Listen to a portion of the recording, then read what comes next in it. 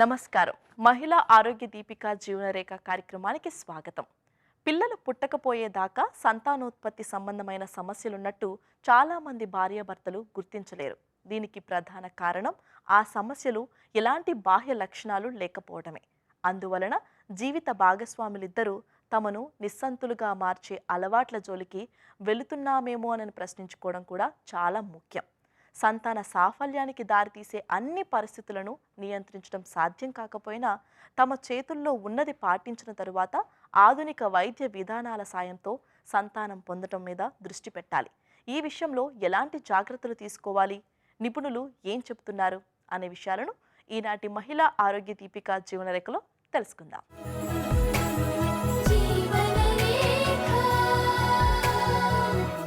సంతానవంతులు కావటంలో సమస్యలు స్త్రీ పురుషులిద్దరికీ సమానంగా ఉన్నాయి. వంశపారంపర్యంగా వచ్చే సమస్యలు కొన్నైతే చేతులారా తెచ్చిపెట్టుకునేవి మరికొన్ని. కనీసం తమ చేతుల్లో ఉన్న విషయాల్లోనైనా జాగ్రత్తలు తీసుకుంటే నిస్సంతులుగా మిగిలిపోయే ప్రమాదం నుంచి బయటపడవచ్చు. ఆఖరి అస్త్రంగా కృత్రిమ గర్భధారణ విధానాలను ఆశ్రయించవచ్చు. ఐవీఎఫ్ ద్వారా గర్భధారణకు ఎప్పుడు ప్రయత్నించాలి, ఎలాంటి జాగ్రత్తలు తీసుకోవాలి, నిపుణులు ఏం చెబుతున్నారు అనే విషయాలన్నీ ఇప్పుడు వివరంగా తెలుసుకుందాం.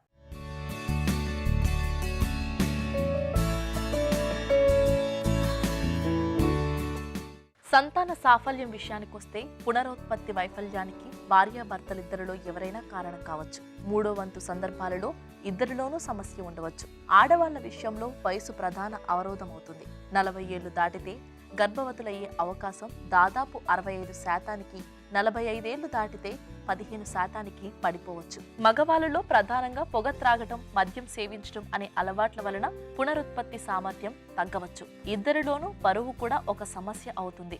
మితిమీరిన బరువున్న ఆడవాళ్ళలో ఋతుక్రమం సరిగ్గా లేకపోవడం లాంటి సమస్యలు వస్తాయి కనుక క్రమం తప్పకుండా వ్యాయామం చేయడం చాలా అవసరం. మానసిక ఒత్తిడి తగ్గించుకోకపోతే ఆ ప్రభావం హార్మోన్ల మీద పడే అవకాశం ఉండటం వలన సాధ్యమైనంతగా ఒత్తిడికి దూరంగా ఉండాలి. అయితే ఇలాంటి సమయాల్లో కూడా మానసిక చికిత్స సహా గర్భధారణకు అవకాశం ఉన్న అన్ని మార్గాలను డాక్టర్లు వివరిస్తారు. ఇన్ఫర్టిలిటీ అనేది అంటే సంతానం లేకపోవడము అనేది ఎప్పుడు మనం అంటామంటే కపుల్కి మ్యారేజ్ అయిన తర్వాత 1 year వాళ్ళు కలిసి ఉంటారు. కలిసి ఉన్న తర్వాత కూడా ప్రెగ్నెన్సీ రాకపోతే దాన్ని ఇన్ఫర్టిలిటీ కింద మనం కన్సిడర్ చేయొచ్చు. ఈ ఇన్ఫర్టిలిటీ అనేది అంటే మగవాళ్ళకు ఎంత ఇదివో మళ్ళీ లేడీస్ కూడా అనమాట. 40% మగవాళ్ళకు ప్రాబ్లం ఉంటే 40% ఫిమేల్కి ప్రాబ్లం ఉంటుంది. అందులో 20% మాత్రమే ఇద్దరికి ప్రాబ్లం ఉండొచ్చు. ఒక్కొక్కసారి ఏంటంటే అంతా బాగుంటుంది, హస్బెండ్ స్పర్మ్ అవన్నీ కూడా బాగుంటాయి, వైఫ్ కూడా అంతా బాగుంటుంది, బట్ పిల్లలు కలగడం కాకపోవచ్చు. దాన్ని ఏమంటారంటే అన్ఎక్స్ప్లెయిన్డ్ ఇన్ఫర్టిలిటీ అంటారు. ఈ ఇన్ఫర్టిలిటీ ఆల్మోస్ట్ మన కంట్రీలో 10 to 12% ఆఫ్ ది కపుల్ వాళ్ళకి ఇన్ఫర్టిలిటీ తోటి సఫర్ అవుతున్నారు. సో దీంట్లో కారణాలు ఏంటి అంటే, సో మేల్ ఫ్యాక్టర్ కిందికి వస్తే మేల్ వాళ్ళకు కూడా ఏంటంటే ఒబేసిటీ అనేది ఎక్కువ ఉన్న వాళ్ళకు, అలాంటి వాళ్ళకు ఇన్ఫర్టిలిటీ ఎక్కువ వస్తుంది. స్మోకింగ్, ఆల్కహాల్ ఎక్కువ తీసుకునే వాళ్ళకు, కంటిన్యూస్గా వర్క్ చేసే వాళ్ళకి, ఒబేసిటీ బిఎంఐ ఎక్కువ ఉన్న వాళ్ళకి, ఇంకంటే ఆక్యుపేషనల్ డిజార్డర్స్ లైక్ అగ్రికల్చర్ చేసినప్పుడు వాళ్ళు ఎక్కువ శాతం అంటే ఫర్టిలైజర్స్ తోటి వాళ్ళు యూజ్ చేస్తుంటారు కనుక దాంతో కూడా స్పర్మ్ కౌంట్ అనేది చాలా తక్కువ అయ్యే అవకాశం ఉంటుంది.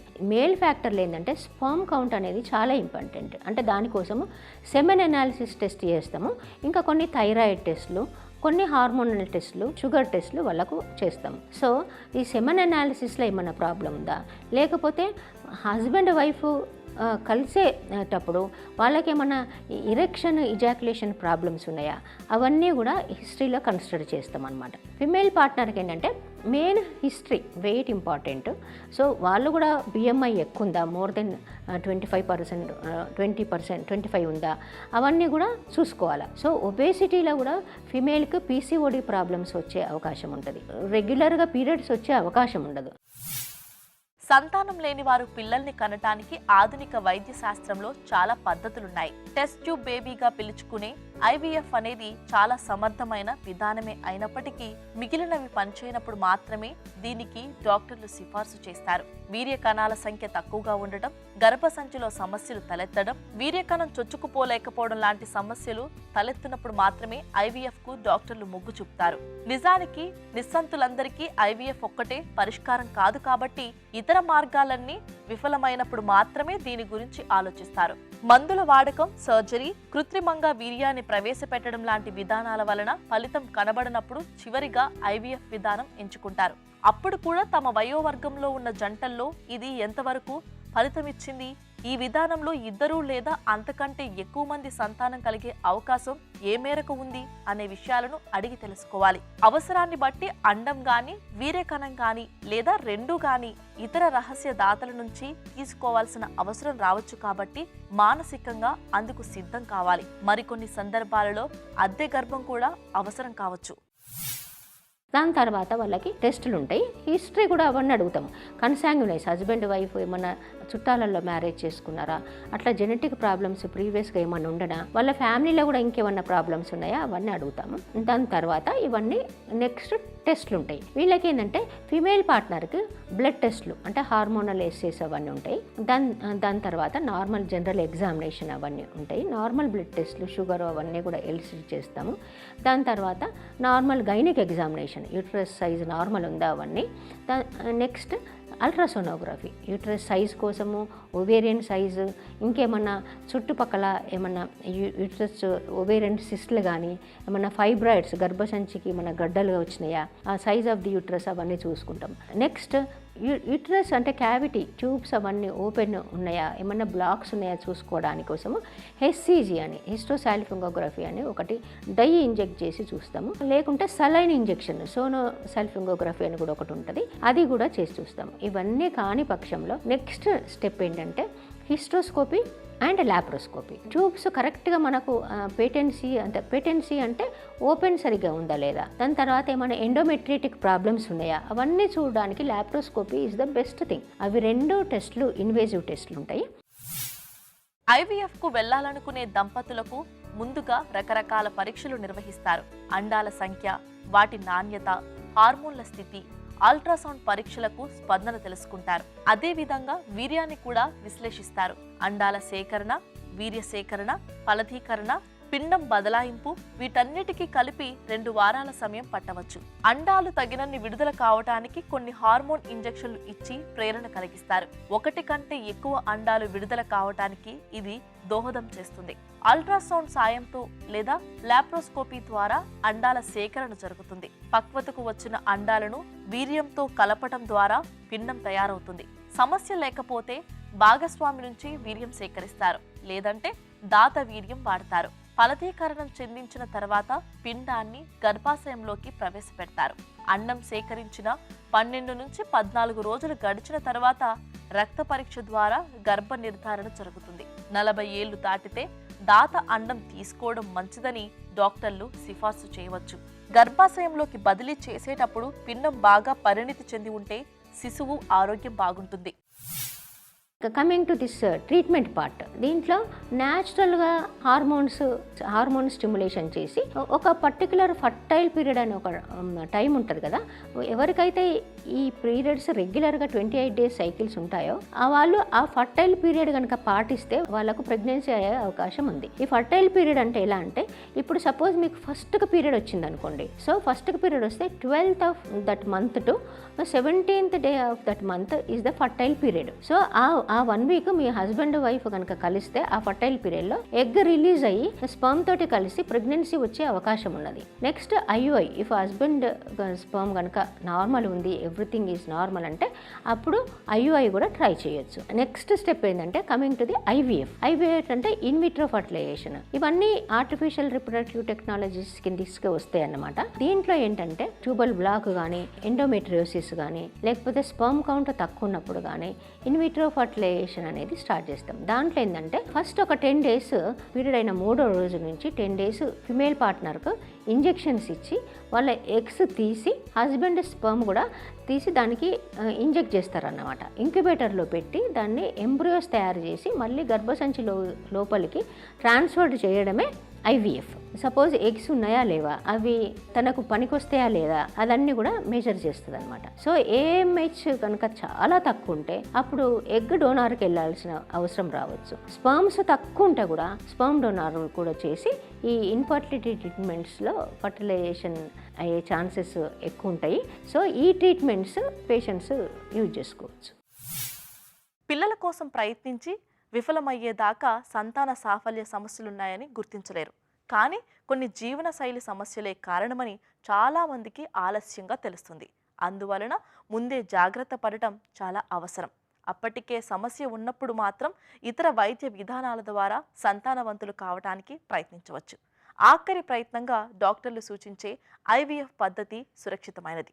ఆరోగ్యవంతమైన జీవనశైలి అనుసరిస్తూ ఐవీఎఫ్ ద్వారా ఆరోగ్యవంతమైన శిశువులను కనడానికి ఇప్పుడు ఆధునిక వైద్యం అందుబాటులోకి వచ్చింది.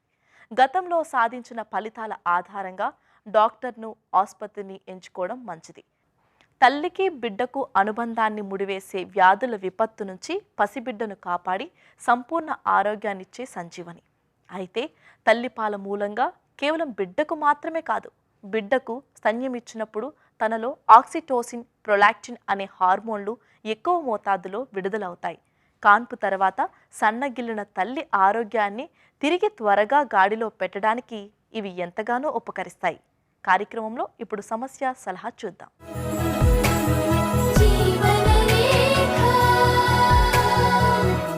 డాక్టర్ గారు, సారిక ఇలా అడుగుతున్నారు. నాకు పెళ్ళయి 6 నెలలు అవుతుంది. నాకు పీరియడ్స్ రెగ్యులర్గానే వస్తాయి. నాకు ఒక సమస్య ఉంది. నాకు పీరియడ్స్ వచ్చే ముందు పింపుల్స్ వస్తున్నాయి. మొదట్లో అంత సీరియస్గా తీసుకోలేదు, కానీ ప్రతీ నెల నాకు పీరియడ్స్కి ముందు మొటిమలు వస్తున్నాయి. ప్రెగ్నెన్సీ టైంలో కూడా ఇలాగే వస్తాయా? ఇలా రాకుండా ఉండాలంటే ఏం చేయాలి అని అడుగుతున్నారు. సారిక గారు, మీకు పీరియడ్స్ రెగ్యులర్గానే ఉంటాయి, కానీ పీరియడ్స్ ముందు పింపుల్స్ వస్తాయి, యాక్నీ వస్తాయి అని అంటున్నారు. ఒకటి, మీరు వెయిట్ మెన్షన్ చేయలేదు. ఇంకోటి, మీకు పీసీఓడి ఏమన్నా ఉందా అన్నది మెన్షన్ చేయలేదు. మోస్ట్ కామన్ కాజ్ వచ్చి ఏంటంటే హార్మోన్స్ అప్ అండ్ డౌన్ అవ్వడం. పీరియడ్స్ వచ్చే ముందు ఏంటంటే ప్రొజెస్ట్రాన్స్ పడిపోతాయి అనమాట. ప్రొజెస్ట్రాన్స్ పడిపోయినప్పుడు ఇంకోటి ఈస్ట్రోజన్, ప్రొజెస్ట్రాన్, ఈ 2 హార్మోన్స్ ఉంటాయి. ఒకటి గ్లాండ్ మీద యాక్ట్ చేస్తే ఇంకోటి డక్ట్ మీద యాక్ట్ చేస్తుంది అనమాట.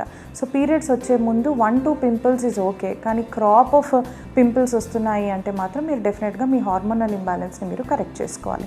అంతేకాకుండా ఫ్రీ టెస్టోస్టిరాన్ లెవెల్స్ ఏమైనా ఎక్కువ ఉన్నాయా, మీరు యాంటీ టెస్టోస్టిరాన్ డ్రగ్స్ ఏమైనా వాడాలా అన్నది ఒకసారి చూసుకోండి. అంతేకాకుండా మీరు ప్రెగ్నెన్సీలో వచ్చే ఛాన్సెస్ ఉన్నాయా అని అంటున్నారు. ప్రెగ్నెన్సీలో కనుక మనకి బాడీలో టెస్టోస్టిరాన్ లెవెల్స్ ఎక్కువైతే, లేకపోతే ప్రొజెస్ట్రాన్స్ చాలా విపరీతంగా పెరుగుతాయి, ఒక 1000 టైమ్స్ పెరుగుతాయి. సో అలా హార్మోనల్ ఇంబ్యాలెన్స్ కనుక ఏమైనా ఉంటే మనకి డెఫినెట్గా యాక్నీ వచ్చే అవకాశం ఉంటుంది. అది ప్రెగ్నెన్సీ తర్వాత తగ్గే అవకాశం కూడా ఉంటుంది. అది మీకు మరీ కాస్మెటిక్ ఇష్యూ కనుక అయితే మీరు డర్మటాలజిస్ట్ని కూడా సంప్రదించి, dermatologist and gynaecologist team work తోటి మీరు కనుక ట్రీట్మెంట్ తీసుకుంటే డెఫినెట్గా మీరు ఈ ప్రాబ్లమ్ని ఓవర్కమ్ చేయొచ్చు.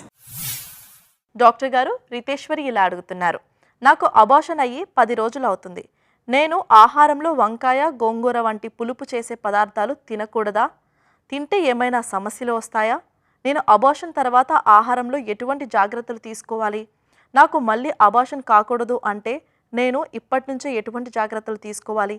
దయచేసి తెలియచేయండి అని అడుగుతున్నారు. రితేశ్వరి గారు, మీరు అబార్షన్స్ తర్వాత వంకాయ, గోంగూర ఎక్కువ తీసుకుంటున్నాము అని అంటున్నారు. దానివల్ల ఏం ప్రాబ్లం ఉండదండి. గోంగూర ఏంటంటే పులుపు కాబట్టి, గోంగూరనే కాదు, మీరు టొమాటో కానీ, చింతపండు కానీ, గోంగూర లేకపోతే ఎటువంటి పులుపు ఉన్న ఆహారాలు ఎక్కువ తీసుకుంటే గ్యాస్ట్రైటిస్ అన్నది కొంచెం వస్తుంది. అది సహజం, అది ప్రెగ్నెన్సీతో సంబంధం ఏం లేదు. కాకపోతే ప్రెగ్నెన్సీలో ఏంటి అంటే అది తీసుకోకూడదు. ఎందుకంటే ఆల్రెడీ మనకి స్పింక్టర్ అన్నది లూజ్ అయిపోయి గ్యాస్ట్రోఇసోఫేజియల్ రిఫ్లెక్స్ అనేది, అంటే పొట్టలో ఉన్న గ్యాస్ట్రిక్ జ్యూసెస్ స్పింక్టర్ మనకి పొట్ట ఈసోఫేగస్ అంటే ఫుడ్ పైప్ కి మధ్యలో ఉన్న స్పింక్టర్ రిలాక్స్ అవుతుంది కాబట్టి ప్రెగ్నెన్సీలో ఆ గ్యాస్ట్రిక్ జ్యూసెస్ అన్నవి పైన ఫుడ్ పైప్ లోకి తన్ని మన ఛాతీలో మంటలాగా వస్తుంది. So that is common during pregnancy. అలా ఉన్నప్పుడు మీరు ఎక్కువ పులుపు తినడం వల్ల మీకు ప్రెగ్నెన్సీలో అది ప్రాబ్లం అవుతుంది. తర్వాత వస్తే అబార్షన్స్ గురించి అడుగుతుంది. అబార్షన్స్ ఎందువల్ల అయ్యాయి? మనకి అబార్షన్స్కి చాలా కారణాలు ఉంటాయి. థైరాయిడ్ కానీ, టార్చ్ ఇన్ఫెక్షన్స్ కానీ, క్యారియోటైపింగ్ ఇష్యూస్ కానీ, లేకపోతే బ్లడ్లో కోయాగులేషన్ డిఫెక్ట్స్ కానీ, అట్లా కనుక ఏమన్నా ఉంటే, బ్లడ్లో కోయాగులేషన్ డిఫెక్ట్స్ కనుక ఉంటే ఆకుకూరలు అన్నవి మీరు కొంచెము తగ్గించండి. ఇంకోటి, థైరాయిడ్ కనుక మీకు ఎక్కువగా ఉంటే మీరు ఆహారంలో బ్రాసికా మెంబర్స్ అంటే కాలీఫ్లవర్ కానీ, క్యాబేజ్ కానీ, బ్రాకలీ కానీ ఇలాంటివి తీసుకోవడం మీరు తగ్గించి ఓట్స్ కనుక తీసుకుంటే మీకు థైరాయిడ్ అన్న ప్రాబ్లం మీకు సెట్ అవుతుంది అనమాట. అంతేకాకుండా సాల్మన్ ఫిష్ కానీ, అయోడైజ్డ్ సాల్ట్ కానీ, మనకి ఫోర్టిఫైడ్ చీజ్ అట్లాంటివి కనుక తీసుకుంటే, ఐడిన్ రిచ్ ఉన్నవి కనుక తీసుకుంటే మీరు థైరాయిడ్ని కంట్రోల్లో పెట్టుకొని అబార్షన్స్ అనేది ఇండైరెక్ట్గా మీరు కంట్రోల్ చేసుకోవచ్చు అనమాట. సో మీకు అబార్షన్స్కి కారణం ఏంటి అన్నది కరెక్ట్గా చూసుకొని, సో ఏం తింటే మీకు ఆ డిసీజ్కి సపోర్ట్ అవుతుంది అన్నది కనుక చూసుకుంటే మీరు డెఫినెట్గా మీరు అబార్షన్స్ తగ్గించవచ్చు. తద్వారా మీరు ప్రెగ్నెన్సీలో ఎటువంటి ఆహారం తీసుకుంటే మీకు బాగుంటుందో అన్నది కూడా మీరు డిసైడ్ చేసుకోవచ్చు. సో దానికోసం మీరు ఒక డైటీషియన్ని, ఇంకోటి గైనకాలజిస్ట్ టీమ్ పర్యవేక్షణలో కనుక మీరు ట్రీట్మెంట్ తీసుకుంటే డెఫినెట్గా మీరు ఈ కాన్సిక్వెన్సెస్ అన్నవి అవాయిడ్ చేయొచ్చు. పసిబిడ్డకు కొంతకాలమైన పాలు పట్టే తల్లుల్లో సమస్యలు ఉండవని చెబుతారు తల్లులు. బిడ్డకు పాలిస్తున్న కాలంలో రోజుకు సగటున 500 క్యాలరీలు ఖర్చవుతాయి. అంటే 1 గంట పాటు స్విమ్మింగ్ చేయడం లేదా సైకిల్ తొక్కడంతో సమానమన్నమాట. మన పెద్దవాళ్ళ కాలంలో అయితే పిల్లలకు 4-5 ఏళ్ళు వచ్చేదాకా పాలు పట్టేవాళ్ళు. వాళ్ళల్లో ఎవరికి కూడా అధిక బరువు, స్థూలకాయం, బాణపొట్ట వంటి సమస్యలు లేవు. డాక్టర్ గారు శివాని ఇలా అడుగుతున్నారు. నాకు పెళ్ళయ్యి 2 ఏళ్ళు అవుతుంది. నేను కన్సీవ్ అవడానికి ప్రయత్నిస్తున్నాను. ఈ నెల నాకు పీరియడ్స్ రావడానికి 2 రోజుల ముందు ఇంట్లోనే ప్రెగ్నెన్సీ టెస్ట్ చేసుకున్నాను. అయితే టెస్ట్ పాజిటివ్ వచ్చింది. కానీ పీరియడ్స్కి 2 రోజుల ముందు ప్రెగ్నెన్సీ కన్ఫర్మ్ అవ్వదు అని అంటున్నారు. ఇది నిజమేనా? నేను డాక్టర్ని కలవాలా లేక పీరియడ్స్ డేట్ దాటిపోయే వరకు ఆగాలా? తెలియచేయండి అని అడుగుతున్నారు. శివాని గారు, పెళ్ళై మీకు 2 సంవత్సరాలు అయింది. సో 2 సంవత్సరాల తర్వాత ఇప్పుడు ప్రెగ్నెన్సీ టెస్ట్ అనేది పాజిటివ్ వచ్చింది అని చెప్పారు. అది కూడా మీకు పీరియడ్ రావాల్సిన డేట్ కన్నా 2 రోజులు ముందే మీకు పాజిటివ్ వచ్చింది అని చెప్పారు. సో అలా ఏమీ ఉండదండి. సో ప్రెగ్నెన్సీ టెస్ట్ కనుక పాజిటివ్ వచ్చింది అంటే మీరు ప్రెగ్నెంట్ అనే అర్థము. ఎందుకంటే యూజువల్గా బీటా హెచ్సిజీ అంటే యూజువల్గా ఏంటంటే యూరిన్ ప్రెగ్నెన్సీ టెస్ట్లో బీటా హెచ్సిజీ అంటే ఒక హార్మోన్ అనేది ఉంటుంది ప్రెగ్నెన్సీలో. ఆ హార్మోన్ అనేది యూరిన్లో వెళ్తూ ఉంటే ఆ హార్మోన్ మనం లెక్కించే పద్ధతిని మనం యూరిన్ ప్రెగ్నెన్సీ టెస్ట్ అని అంటాం. సో యూరిన్ ప్రెగ్నెన్సీ టెస్ట్లో గనక పాజిటివ్ వచ్చింది అంటే మీ బాడీలో ప్రెగ్నెన్సీ హార్మోన్ ఉంది అని అర్థం. బట్ ఏంటి అంటే యూజువల్గా ఏంటంటే 10 to 15 ఇంటర్నేషనల్ యూనిట్స్ గనక బీటా హెచ్సిజీ గనక ఉన్నట్టయితే ప్రెగ్నెన్సీ టెస్ట్ అనేది యూరిన్ ప్రెగ్నెన్సీ టెస్ట్ అనేది పాజిటివ్ వస్తుంది. కానీ అంత తక్కువ వాల్యూలో ఉన్నప్పుడు స్కాన్ చేసేటప్పుడు మాత్రం మాకు క్లియర్గా పిండం అనేది కనిపించదు. సో యూజువల్గా ఏంటంటే అక్కడి నుంచి 2 నుంచి 3 వారాల తర్వాత మేము స్కాన్కి రమ్మని చెప్తాం. మీకు ఇప్పుడు ప్రెగ్నెన్సీ టెస్ట్ వచ్చింది కాబట్టి మీరు కంగారు పడకుండా ప్రీనేటల్ వైటమిన్ ఏదైతే ఉంటుందో ఫోలిక్ యాసిడ్ అని, ఆ ఫోలిక్ యాసిడ్ అనేది మీరు కంటిన్యూ చేయండి. 2 నుంచి 3 వారాల తర్వాత మీ దగ్గరలో ఉన్న గైనకాలజిస్ట్ని సంప్రదించినట్టయితే స్కాన్ చేసి స్కాన్లో గనక పిండం అంతా బాగుంది, అంతా ప్రెగ్నెన్సీ అనేది గర్భసంచిలోనే ఉంది అని కన్ఫర్మేషన్ వచ్చినాక అంటే అప్పుడు మనకి క్లియర్గా ప్రెగ్నెన్సీ ఉంది అని అర్థం. సో దట్ అప్పుడు ఆ టైంలో ఏమన్నా ఇబ్బంది ఉంటే దానికి తగ్గ ట్రీట్మెంట్ అనేది మేము ఇస్తూ ఉంటాం అన్నమాట. డాక్టర్ గారు ధన్విక ఇలా అడుగుతున్నారు. నేను ఈ మధ్యనే గర్భం దాల్చాను. అయితే డాక్టర్ని కలిసిన వెంటనే డాక్టర్ నాకు ఐరన్ టాబ్లెట్స్ ఇంకా ఫోలిక్ యాసిడ్ టాబ్లెట్స్ ఇచ్చారు. ఈ మందులను నేను ఎన్ని రోజులు వాడాలి? డెలివరీ వరకు వీటిని కంటిన్యూ చేయాలా లేక మధ్యలో ఆపేయవచ్చా? ఐరన్ టాబ్లెట్ శరీరంలో రక్తం పెరగడానికి ఇచ్చారని తెలుసు. మరి ఫోలిక్ యాసిడ్ టాబ్లెట్స్ ఎందుకు ఇచ్చినట్టు? సలహా ఇవ్వండి అని అడుగుతున్నారు. ధన్విక గారు, ఎన్ని నెలలు ప్రెగ్నెన్సీ అనేది మీరు క్లియర్గా మీ క్వశ్చన్లో మెన్షన్ చేయలేదు. బట్ యూజువల్గా ఏంటంటే ధన్విక గారు, ప్రెగ్నెన్సీ అనేది 3 త్రైమాసికాలుగా మేము డివైడ్ చేస్తాము. సో మొదటి 3 నెలల్లో అంటే ఫస్ట్ వీక్ నుంచి 12 వీక్స్ వరకు ఫోలిక్ యాసిడ్ అనే టాబ్లెట్ అనేది ఇస్తాము. అండ్ అంతేకాకుండా ప్రీ కన్సెప్షనల్గా కూడా అంటే ప్రెగ్నెన్సీ ఎవరు కావాలనుకుంటున్నారో అంటే ప్రెగ్నెన్సీ ప్లాన్ చేసుకునే వాళ్ళు కూడాను 2 నుంచి 3 నెలల ముందు నుంచి కూడా ఈ ఫోలిక్ యాసిడ్ టాబ్లెట్ అనేది కంటిన్యూ చేయొచ్చు. అప్పటి నుంచి 3 నెలల వరకు యూజువల్గా ఈ ఫోలిక్ యాసిడ్ టాబ్లెట్ అనేది ఇస్తాం.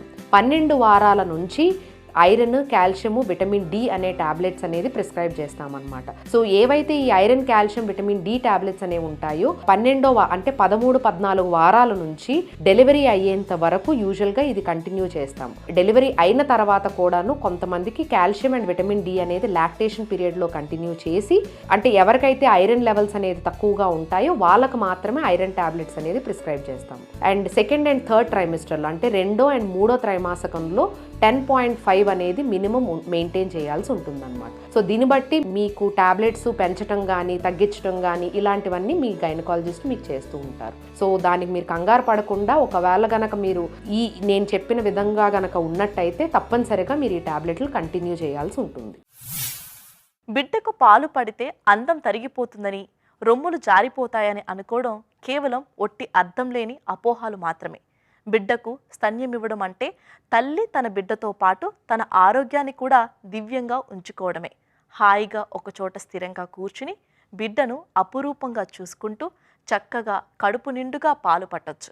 బిడ్డకు పాలిస్తున్నంతసేపు తను కూడా విశ్రాంతిగా కూర్చునే అవకాశం ఉంటుంది. ఫలితంగా తల్లి ఆరోగ్యం త్వరగా కుదుట పడుతుంది. ఒక్క మాటలో చెప్పాలంటే బిడ్డకు స్తన్యం ఇవ్వడాన్ని తల్లి బిడ్డల పాలిట సంజీవనిగా చెప్పుకోవచ్చు. ఇది నేటి మహిళా ఆరోగ్య దీపిక జీవనరేఖ. మరో కార్యక్రమంలో మళ్ళీ కలుద్దాం. నమస్తే. మీ ఆరోగ్య సమస్యలను, సందేహాలను మాకు పంపించవలసిన వాట్సాప్ నంబర్ 8790597766.